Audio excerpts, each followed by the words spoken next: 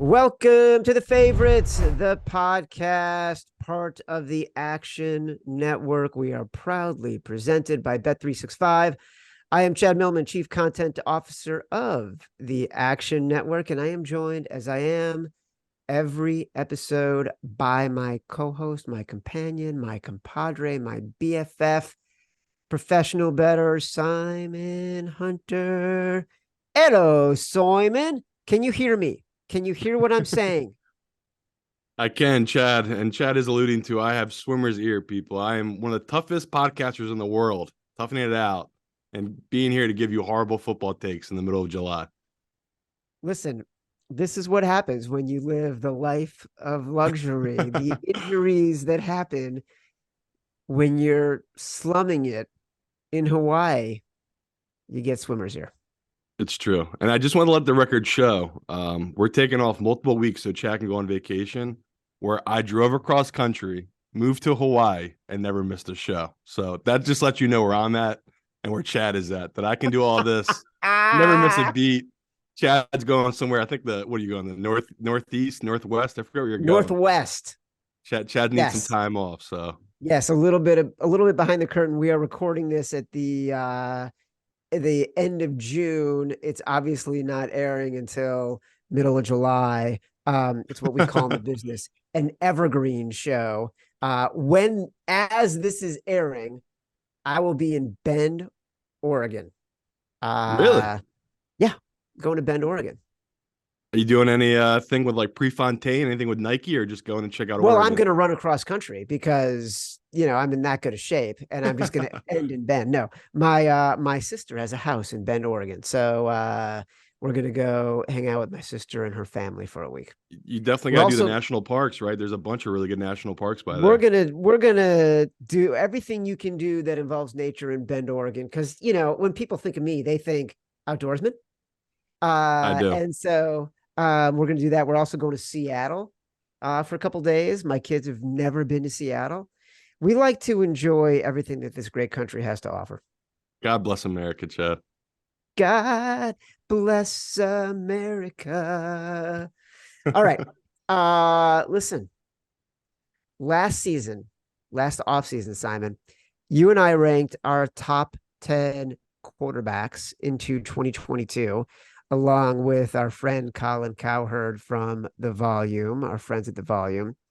Today, we're going to update the lists for 2023 with another very special guest. Some would say he's more of an expert on football than Colin Cowherd. He just doesn't yell about it as much. We're joined by fantasy guru Rich Hribar, NFL expert at Sharp Football Analysis, co-host of the DFS Pick Six show on Roto Grinders, probably one of the more popular shows on Roto Grinders. I know it is because I've seen the numbers. Rich, how are you, buddy? I'm doing good. I wish I was going somewhere cool like Oregon or Hawaii, for 4th of July. I'm going to Put in Bay this weekend. That's a big step down from you guys. Listen, everybody's got to strive, right? Let this podcast be the marker for what you can dream about. Listen, here's a reminder. The Favorites is proudly presented by Bet365, the world's favorite sportsbook brand. Sign up with promo code ACTION to get Bet365's exclusive sign-up offer. Bet $1 on any game. Get $200 in bonus bets, and Bet365 is now live in Iowa. So for new users in the Hawkeye State, you get an even bigger sign-up offer. Bet $1 and get $365 in bonus bets. Must be 21 or older. Offer is available in Colorado, New Jersey, Ohio, Virginia, and Iowa. Gambling problem? Call or text 1-800-GAMBLER. All right, like I said, we're going through our top 10 quarterback rankings. I did a significant amount of research for this. I'm not even kidding. Who doesn't love ranking quarterbacks? It's the most fun thing you can do. Whatever criteria we're going to use, we need to define when we begin our listing process. So these aren't statistical, these aren't fantasy projections for the upcoming season. These are a ranking of what quarterbacks do we, as people who are in the betting space, trust the most, who do we distrust, the least, we talked a lot about this last year, and it's like, to me, it always comes down to who am I most confident will get me a cover, or who do I want to bet on or against the least. So here we go. Simon, these were our 2022 rankings, okay? These are yours first, and then I want to get to your list.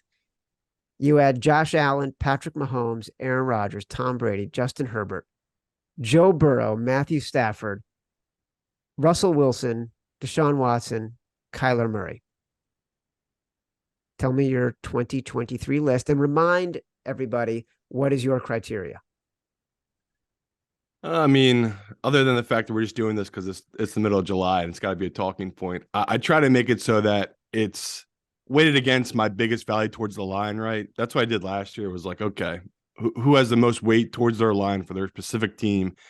And then we talked about it. It's like, I want the guy who can throw a pick, like a pick six, and then it doesn't matter. The next round they're out there, they're just going deep again. Like, I love that whole mentality. Like we talked about Joe Burrow. He's that kind of guy I like, where it just doesn't matter. Like, it doesn't matter what the last play was. They don't get phased by it. That to me is something I really do look for. So, last year, looking at that list you just went through, I think you would agree with me. We both, again, it's impossible because it's 1A, 1B, but we probably should have had Mahomes above Allen. But coming into last year, the whole thought process was Allen was going to take another step. And clearly that didn't happen. He had an injury to his elbow, who knows what.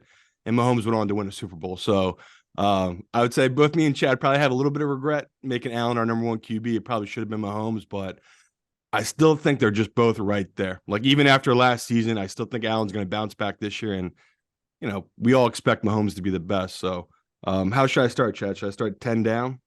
Well, yeah, let's start from the bottom up. It is interesting, though, Rich. I want to get your take on this before Simon digs into it. Like, Allen and Mahomes last year, everybody was so high on Allen, and there was like backlash to Mahomes. Yeah. And obviously, we were all desperately, desperately wrong about that assessment. Your take? Yeah, I think Mahomes is kind of in that, almost that LeBron, Jordan kind of, like, he's so good and so kind of transcendent that people almost get kind of bored by it and look for something new. But what he brings to the table, we'll end up getting into the meat of Mahomes, but what he's able to do that other quarterbacks can't do is just by far just puts him. I don't want to go back and say a year like, hey, you guys were dummies for not having that, in retrospect, but I don't think that it still is even close between him and anyone else in the field. No, it's more like, Patrick Mahomes is 1 through 10 and everybody else is 10 through 32. I mean, I'm curious to get your guys' take too, if there was like a firewall for you guys, because even doing this exercise where you think like 10 quarterbacks is only a third of the league, even getting to like 8 or 9, I'm like, is this guy really the 9th best quarterback in the NFL? Like, I will tell you, that's exactly what happened. Like, and Simon, maybe you did the same thing. I, off the top of my head, jotted down the quarterbacks I would consider to be top 10. And I had to go to the NFL website to remind myself of who I would want in those sort of 8, 9, 10 spots. It wasn't automatic as it has been, I think, in years past. Simon, go from the bottom up. Yeah, we always talk about, there's like these 4 or 5 guys who are all interchangeable. Like Dak Prescott, Kirk Cousins, they literally have the Spider-Man meme. Like, there is truly no difference. It's all about your opinion and how you feel about each guy. So, starting number 10, I still went with Stafford. I couldn't take him out of my top 10. I know he missed all last season. I just can't go over how smart he is and how, with McVay, it's just a great combo. Like, again, Chad, you know this. I'm going to be beating their drum I don't know it's going to be all season, but all preseason, I'm going to be all over this Rams team. Again, they're 10-1 right now at 2 major books. Bet365, our sponsors, they've dropped their number down to, I think, 7-1 to win their division. So, again, I'm all over the Rams. They're just undervalued. I still have Stafford at number 10. Couldn't drop in my top 10. So I went Stafford 10, Watson 9. Didn't even occur to me to put Stafford in my top 10. That's what I mean. He's left for dead. Like, you miss a season, you're kind of left for dead. So that's just how it is. Stafford 10, Watson 9. This one was actually pretty tough just because I don't like, again, Chris Hribar talked about, we don't know if Rodgers fell off a hill. I don't think he did. I think a lot last year could be put onto the bad receivers of that Green Bay team, right?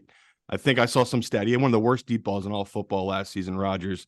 I just can't see it being the same deal with this Jets team. So I had Rodgers in number 8, had Trevor Lawrence making my top 10, had him in number 7, had Lamar Jackson at number 6, had Hurts at number 5.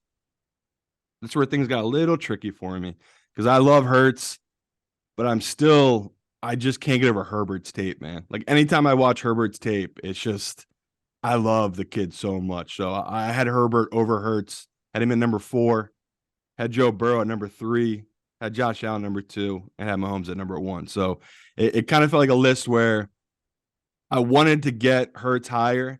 I just couldn't put him over Herbert. Herbert's talent as a thrower is just, again, out of this world. So all the respect in the world, obviously, for Hurts. I'm an Eagles fan, but I still think Herbert is still in my power rankings just ahead of him. See, this is what's so interesting and it's why the criteria are so interesting, because obviously Herbert is so talented, but at the end of the game, am I going to feel more comfortable having bet on a guy like Trevor Lawrence or bet on a guy like Justin Herbert? Because to me, that's what I'm thinking about. And Rich, I think you and Simon are closer in how you're thinking about the quarterback rankings when it comes to Herbert. So, you can reveal yours in a second.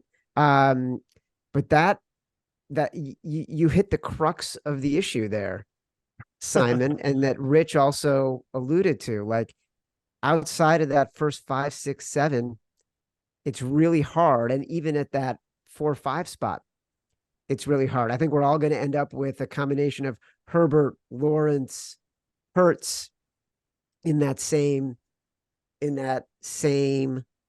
region. Rich, I'm trying to read my notes here. 2022. What was your 2022 ranking? Hold on, let me get to it. In 2022, do I have your 2022 ranking?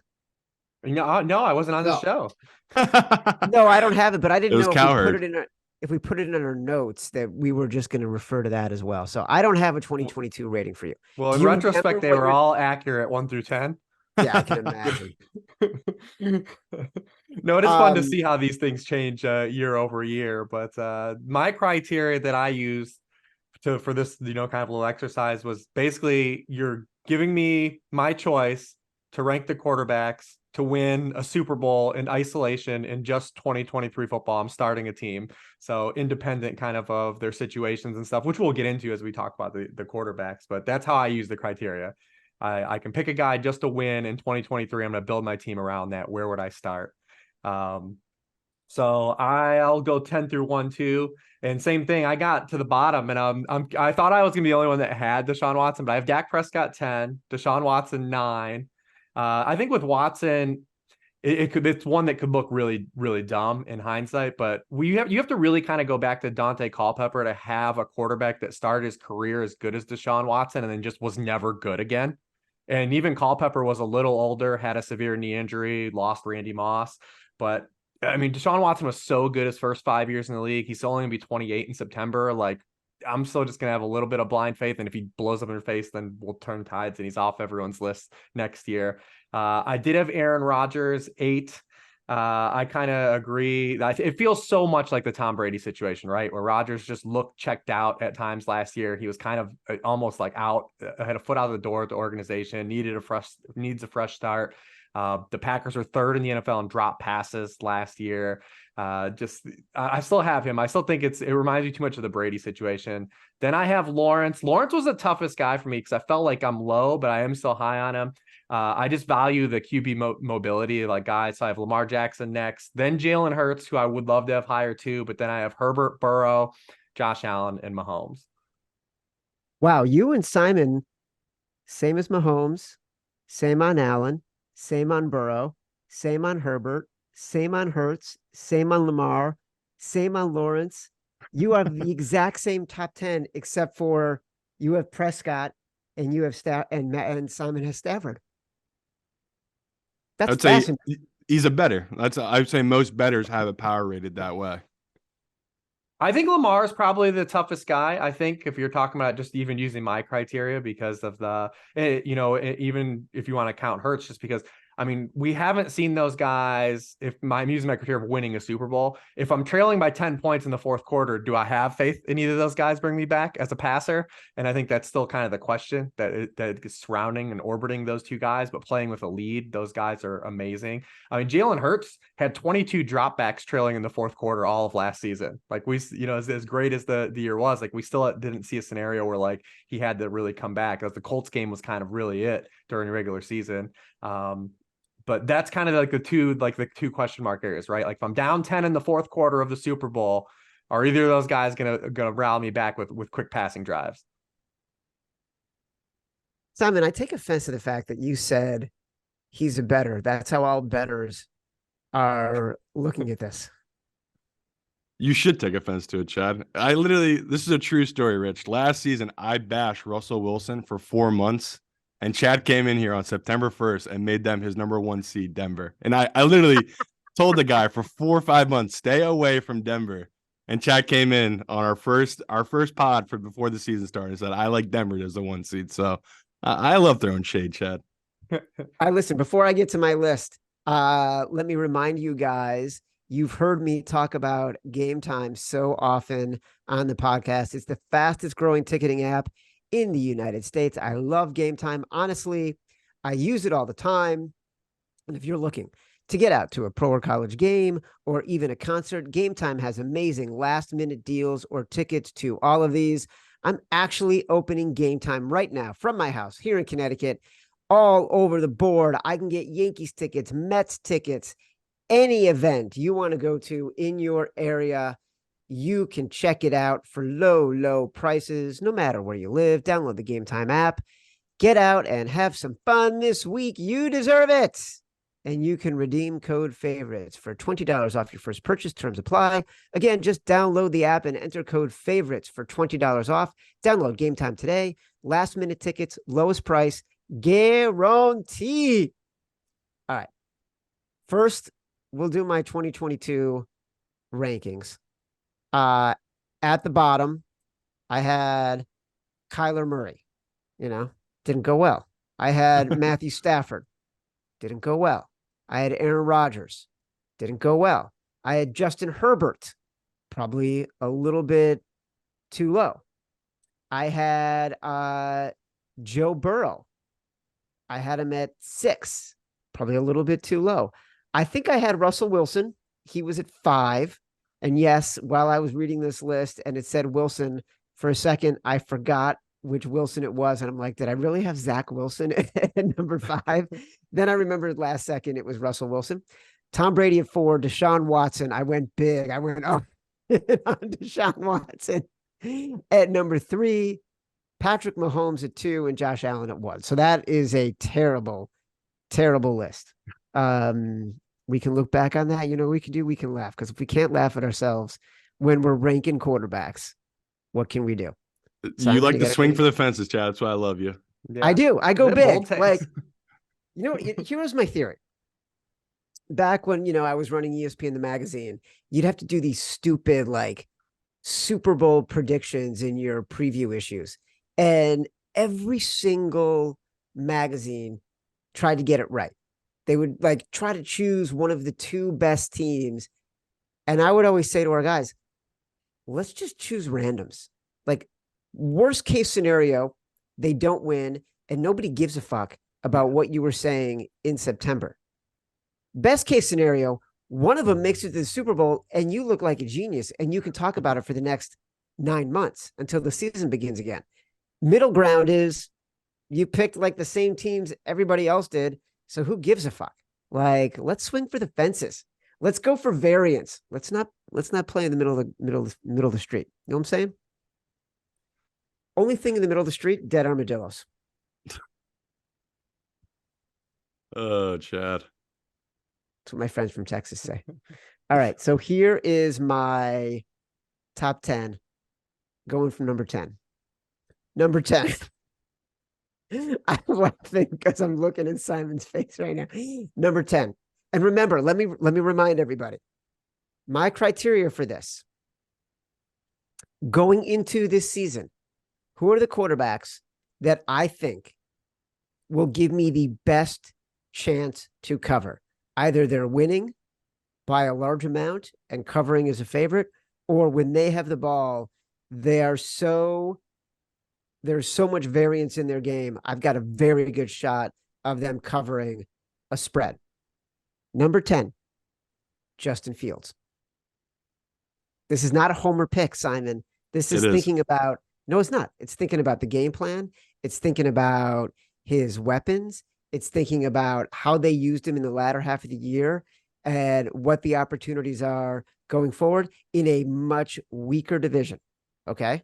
Justin Fields. Mark my words, Matt Mitchell, clip this. By this time next year, we will look back on this pick and think, wow, Millman was right.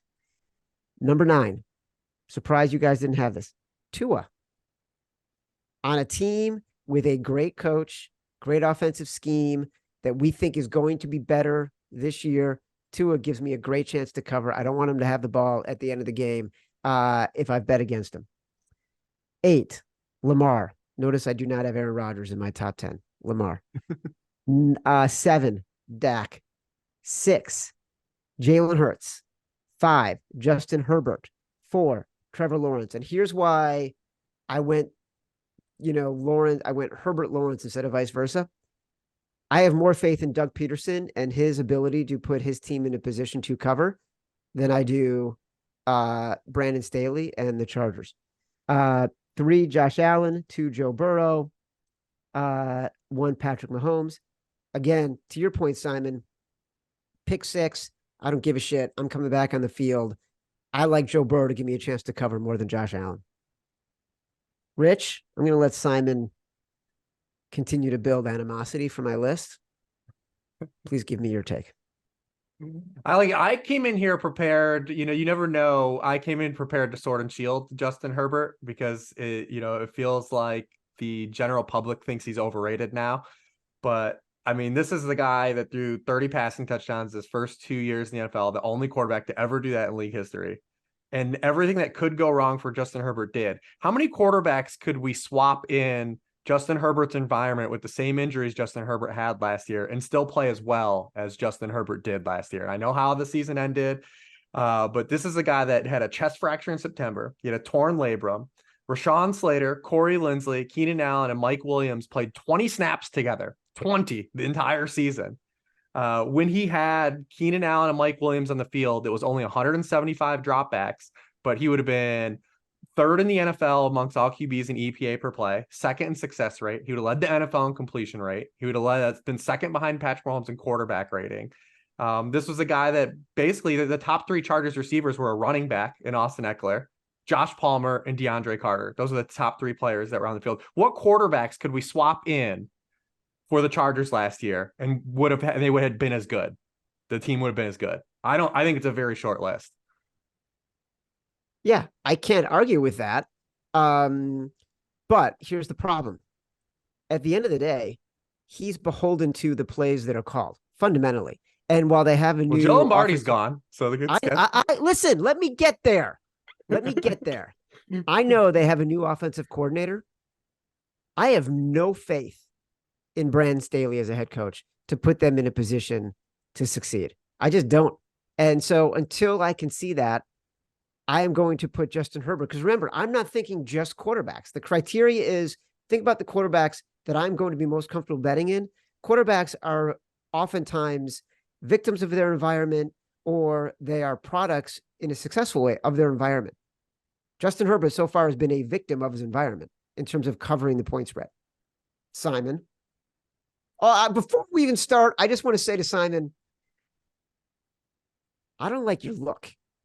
What look? Your look. I feel like you're gonna give me comments that basically say, "Oh, Chad, it's gonna make me feel bad about myself." No, I'm learning a lot. You're quick to move on, Chad. I can't believe you had Watson as your number 3 guy last year. Now he's off your list. That was pretty wild. I I kind of get where you're I'm coming with loyal the to Justin. you and Matt Mitchell.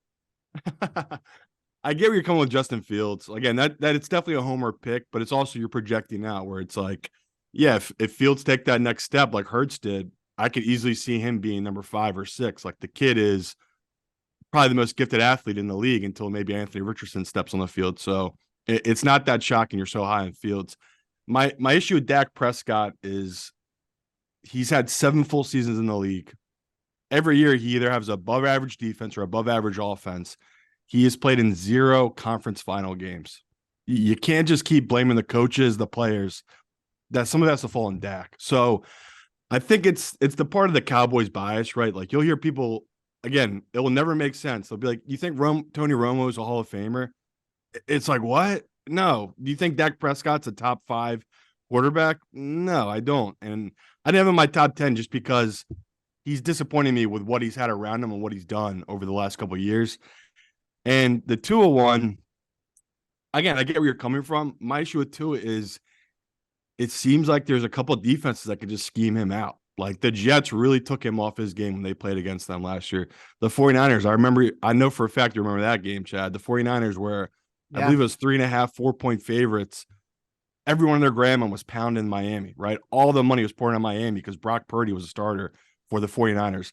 They blew them the hell out. I think the Miami maybe put up 14 points. Like maybe they had 2 touchdowns in the first quarter, and that was it the rest of the game. Like it just I like where you're coming from with Tua, but my issue with Tua is that it's the talent around him. Like he's got Waddle, Tyreek Hill.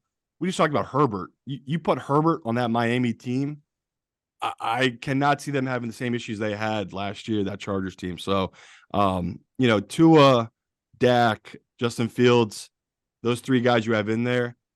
Once again, we're talking about it's just a fine line between rotating these guys in and out. Mm-hmm. I just still think Stafford should be over those guys just because Stafford's done it. He's fully healthy. I have to give some respect to these veteran guys who've done it before. The same thing goes with Rodgers. It's like, I get the hate for Rodgers. I totally understand where you're coming from, Chad, having him outside your top 10. I can't say he's fallen off a cliff yet because he still had moments last year where it wasn't totally his fault. And you said it, by midseason, he was cooked, right? He kind of gave up on that team. I just can't see it be the same way the Jets. So don't hate your list. I would say my only big question mark, shocker, was Tua, just because, again, I like Tua. I think he's really talented. But in his same draft class, I can't put him on the same top 10 as a guy like Hurts, who's, went to a Super Bowl, and Herbert, who is arguably like the Dan Marino prototype. Like they're the same type of throwing style, same type of build. I just don't have that same respect yet for Tua. Yeah, the Dolphins, I think, are ahead, one Rich. of the most fascinating teams coming into the season. Tua, Mike McDaniel, because the calibration, right? The Dolphins went on like this month-long heater last year, right before they played the 49ers, where they scored like 30 points. They looked like a juggernaut, but they did it against the Lions, the Bears, the Browns, and the Texans. Then they had to punch up their first kind of test against the 49ers. And the 49ers have a defensive scheme that's just a nightmare for that anyways, because of their linebackers. They can play that cover 3 rob or take away the middle of the field with a guy like Fred Warner. They've given Stafford a bunch of problems too, and McVay, that same system. And then Brandon Staley kind of figured him out the next week on Sunday Night Football when kind of people were having the argument, is it Tua or Herbert? And we found out I remember that. We found out real quick the answer to that. And then Tua, unfortunately, got hurt the game after that against the Packers. And like, we kind of never really got to see if like there was a counter punch. Like, what's the Mike McDaniel counter punch this year? I really want to see, because down that back third of the season, defenses kind of start to take away the middle of the field, kind of mug those, play a little physical with the wide receivers on the outside.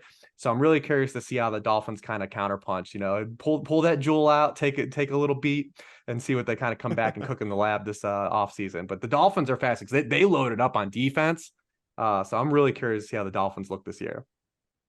What's interesting to me is the Millman list. Let's call it the Millman list versus what Simon calls the betters list. And I put that in quotes for those who can't see it on the YouTube.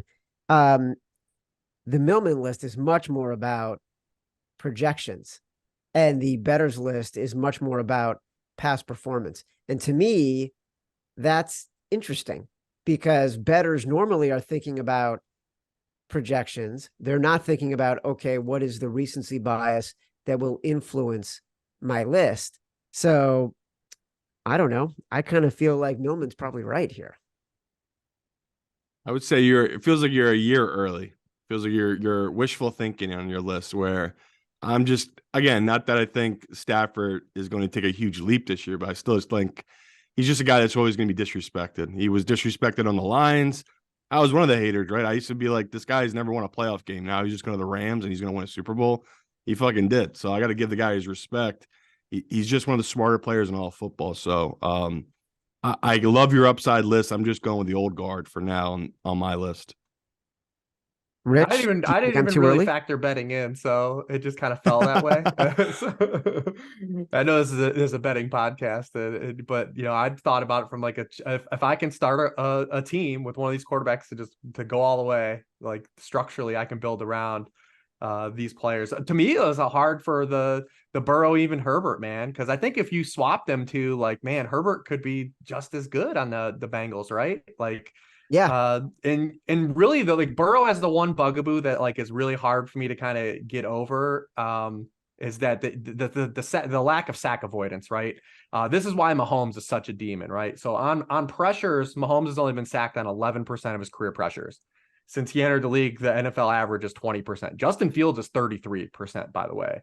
Because pressures are an offensive line stat, but sacks are quarterback stat.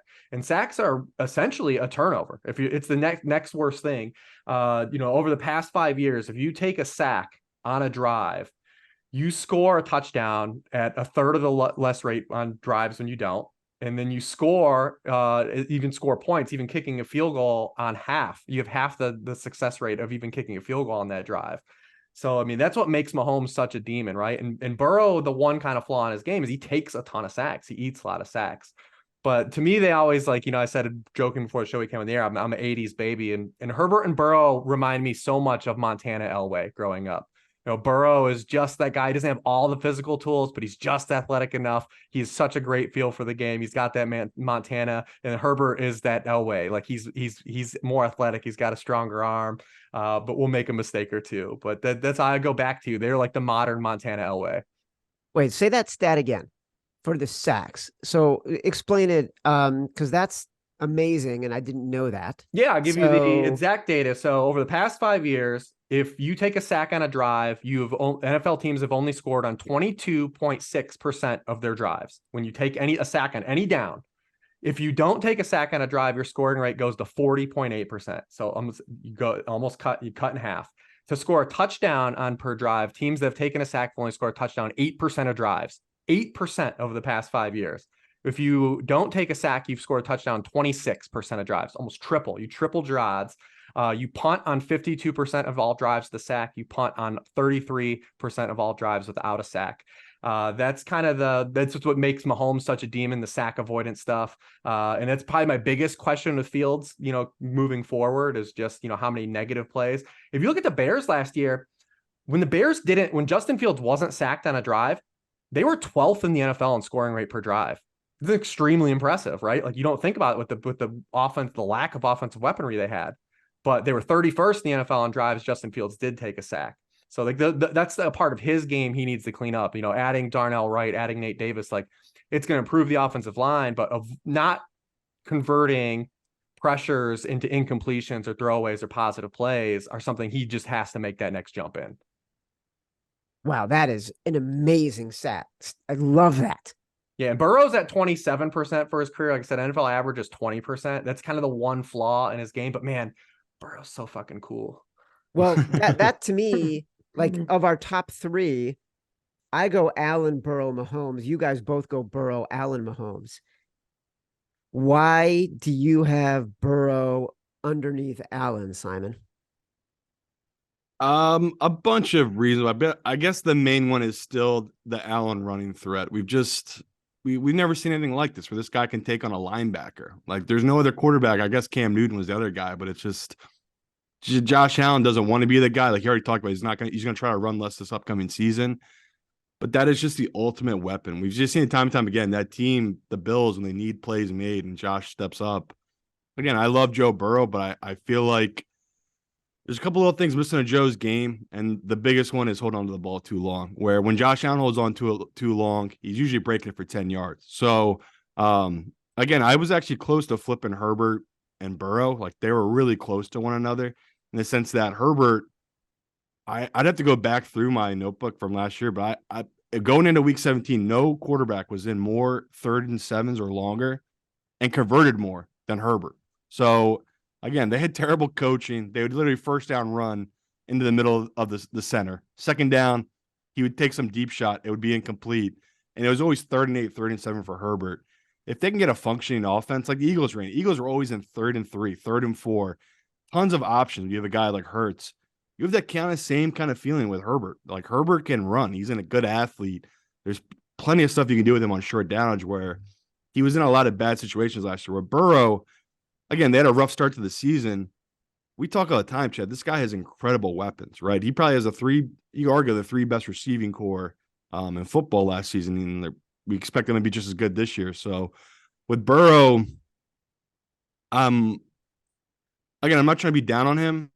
We already talked statistically. For them to win their division this year, to win the AFC North 3 years in a row, you probably could have got 1,001 odds on that 3 years ago, betting the Bengals to win their division 3 years in a row. So it feels like a lot of stuff's going to catch up to Joe Burrow and that Cincy team this year where, Josh Allen, I just think he's still above it. Like, even though he hasn't been to the Super Bowl like Joe Burrow has, I still think Josh Allen is right now the 1A, 1B to Mahomes. Like, Mahomes is still, he's the best. Like, I'm not going to try to even talk around the athleticism of Josh Allen being better than Mahomes just because we saw last year. Like, we talked in the preseason, the Mahomes going back to the two tight end set was going to be good for Mahomes in that offense of the Chiefs. Little did we know that's all we really needed, right? That was how you stopped having the 2 deep cover safeties. And that really changed everything for that Chiefs team. It's just little things like that, Chad. So as much as I think Joe Burrow is right there with Josh Allen, I think it's more closer Joe Burrow and Herbert than it is Josh Allen and Mahomes. Wow. I did not. You guys are so high on Herbert. Are you, Rich? Final thoughts on closer to Burrow and Herbert than Burrow and Allen? Yeah, I think just it's the combination of ceiling for Allen is what separates him and makes him kind of like a mini tier at 2, right? Just the combination of being able to have that guy that can break out of a 375-pound defensive lineman wrapped around you, a Chris Jones, spinning out and making a play, right? Like, you go back to 2 years ago in that AFC Championship game, or was it was the divisional round game? I'm sorry, the Chiefs-Bills game. I mean, Josh Allen had multiple plays just dead in the water. Just, they were dead. And he's converting these wild plays. So it's the combination of ceiling. And he's the passing acumen too, that I think Burrow's a better passer, but it's not like Allen, the gap from Burrow to Allen as a passer is going to make up the ground of the gap that Allen is as an athlete from Burrow, right? And that's what kind of separates them for me. All right, I'll give this to you guys. I do feel like your analysis on Herbert, Burrow, Allen, Mahomes is more thoughtful and sophisticated than mine on loving Burrow and why I have him at number 2. I'll give you that, but I'm still taking my top 10 over your top 10 overall because of the projections. That's what I would say about that. Reminder, the podcast is proudly presented by Bet365, the world's favorite sportsbook brand. Sign up with promo code ACTION to get Bet365's exclusive sign-up offer. Bet $1 on any game and get $200 in bonus bets. Bet365 is now live in Iowa. So for new users in the Hawkeye State, you get an even bigger sign-up offer. Bet $1 and get $365 in bonus bets. Must be 21 or older. Offer is available in Colorado, New Jersey, Ohio, Virginia, and Iowa. Gambling problem? Call or text 1-800-GAMBLER. Rich Hribar, sharp football analysis, co-host of the DFS Pick 6 show with our sister company, Roto Grinders. That was good stuff, man. Listen, you could fill in for Cowherd any single day. I'll be sure to let Warren know that when I'm negotiating my contract that was said. Yes. Use looking for that Cowherd money myself. Yeah, we should all be getting cowherd money. For my BFF Simon Hunter, for Matt Mitchell, producer extraordinaire, I am Chad Millman. This has been the Favorites Podcast, part of the Action Network. We are proudly presented by Bet365. Download us from Spotify, from Apple Podcast, wherever you get your podcast. Rate, review, subscribe. Leave us 5 stars. Say whatever you want. Feedback is a gift. Until next time, love you.